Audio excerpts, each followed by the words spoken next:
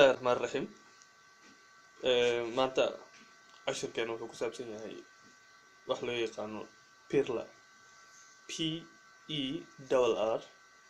PERLA insha Allah waxa laga wado maanta cashirkeena ku saabsan yahay hadduu ilaa yiraahdo waa maxay PIRLA PIRLA waa eray ka kooban xarfo laga soo gaagaabiyay erayo kale abbreviation loo isticmaalo marka laga hadlayo people-ka caadiga ah normal people sida la rabo inuu noqdo micnaheedu waxa waaye marka la rabo in laga hadlo characteristics-ka ama mataqaana calaamadaha uu yeelanayo people normal ama fiican ayaa loo soo gaabiyaa PIRLA haddaba maxay u taagan yihiin xarfahan ugu horeen aan ogaano P iyo E da hore waxay u taagan yihiin people is equal oo ah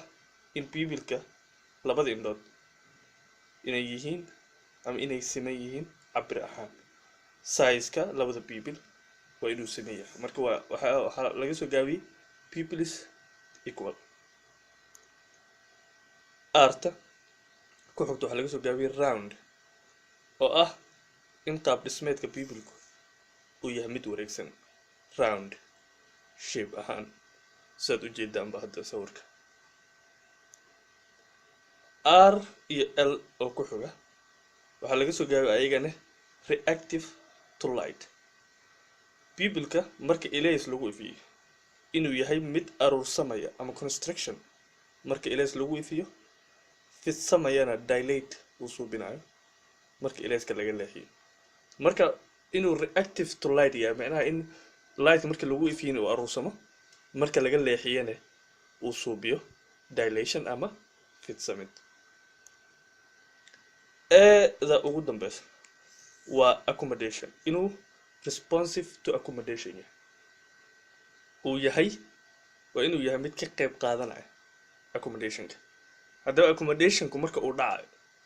accommodationka definitionkiisa iyo qeexidiisa iyo waxa uu yahay cashir kale gooniya ayaad ka dhaxlaysaan isla Hanaf Academy accommodationka marka uu dhacayo marka saddex shay ayaa wada dhaca tan koowaad oo ah accommodation of lens oo ah inuu isbedelo qaab dhismeedka ee lensigu leedahay waxaa soo raaca convergence oo ah inay labada indhood gudaha soo galaan kan saddexaad ee soo raaca ayaa ah people construction oo ah inuu aruursamo people-ka marka waxay tanna ka mid tahay calaamadaha lagu garanayo